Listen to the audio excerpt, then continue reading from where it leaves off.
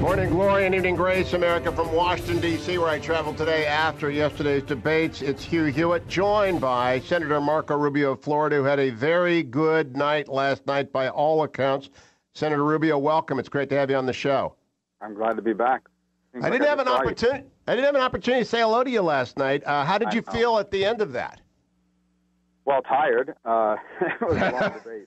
Yes, it was. But, it got at the end, everybody kind of came on stage there. It was hard to get around, so I get a chance to walk over and thank you for being a part of it. It was, I felt like it was just another opportunity in front of a lot of people to talk about who I am and what I'm for and what I'll do. And we got to talk some foreign policy yesterday, which was important. Amen. What question would you have liked to have weighed in on that you didn't have a chance to speak to?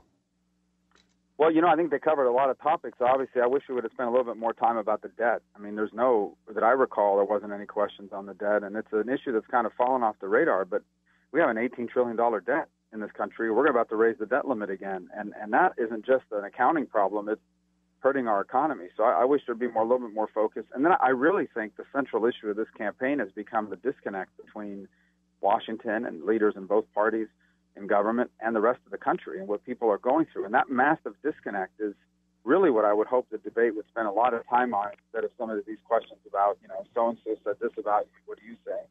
So I think we really didn't cover that nearly enough, and hopefully we'll have a chance to do that because that disconnect between our people and our government is what's driving everything today in this election cycle. It is indeed. I'd like to go back to a question. I didn't get many follow-ups because Jake did a fine job of quarterbacking it. The wide receivers don't call the plays, but I liked what I got. I brought up the Syrian buckle by President Obama, and I asked you, and you responded very strongly as to why you did not support the use of force in Syria, the use of force resolution. At that time, Senator Cotton, Mike Pompeo, Bill Kristol, among others, urged that it be passed for fear that not doing so would lead President Obama down a path to appeasement with Iran. Were they wrong? Do you have any regrets at all over not giving him the authority he asked for, pinprick or not? Yeah, two reasons. One, they never articulated to us a clear strategy of what they were going to pursue. In essence, what he had said publicly was that there would be a pinprick attack, that it wouldn't be a major attack or a major assault, and I just don't think that's how you engage the military. I think you don't do the military engagement for symbolic purposes or to send a message. You do it to achieve a purpose. We're going to achieve this, and we're going to commit the resources to doing it. He never outlined that sort of strategy. I actually thought that a limited assault on Syria would be counterproductive because Assad could survive it, and it may very well have caused others in the region to rally to his side. He could have emerged from it saying, here I am, I'm stronger than ever, I took on the Americans, and I'm still standing. I had a lot of deep concerns about it, and no one at any time outlined to us what it would look like. I also argued, by the way, that the president didn't need congressional authority to do it.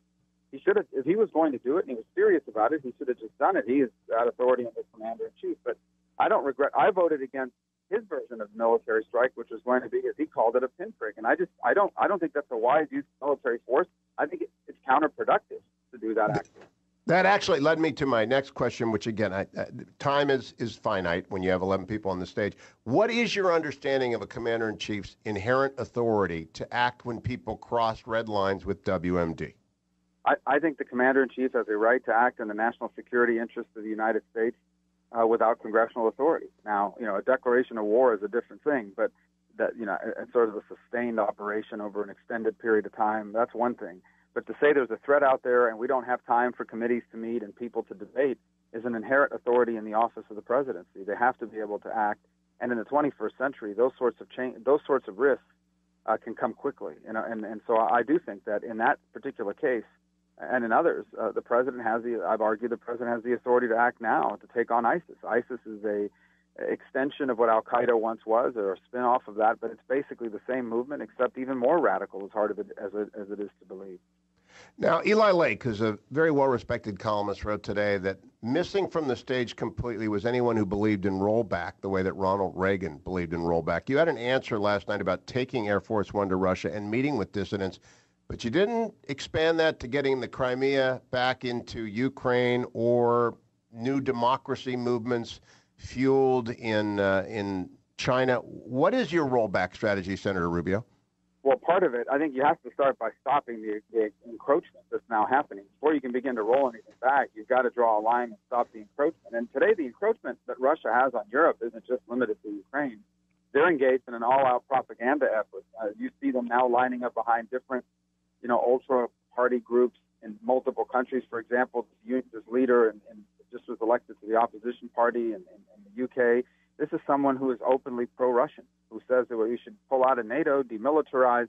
They're involved in efforts like that to recruit, to incentivize anti-European, anti-Western sentiments in multiple countries throughout Europe. It's part of a comprehensive strategy that Putin has to divide Europe and split it from the transatlantic alliance that served the world so well. So I think putting a stop to that is just the first step. You think about encroachment. You talk about Crimea. No one talks about Crimea anymore.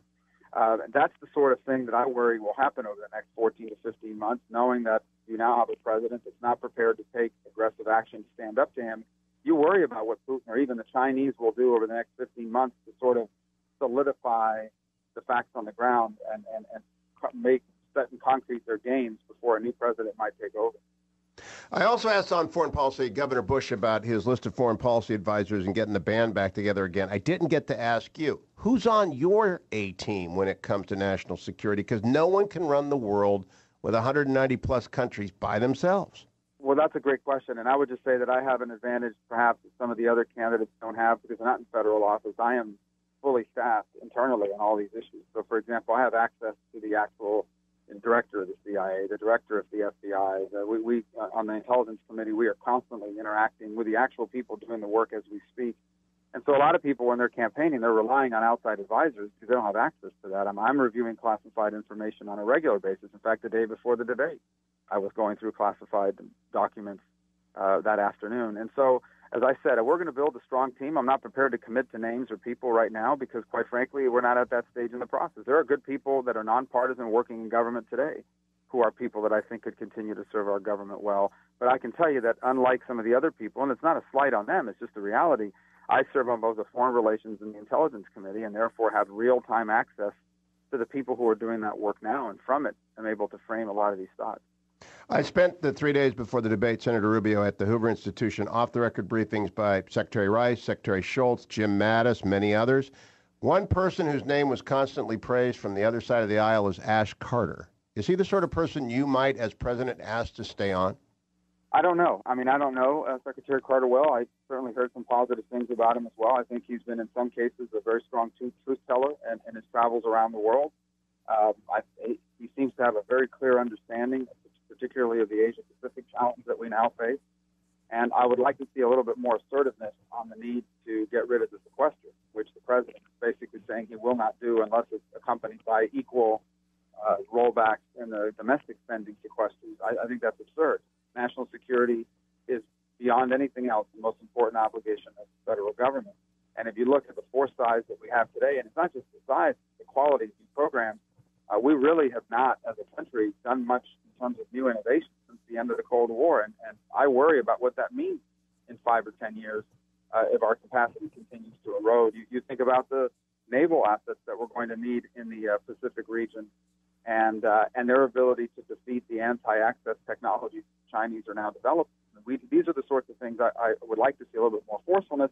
Obviously, he serves at the will of the president, so he's limited about his criticism. But overall, I have a positive impression of him.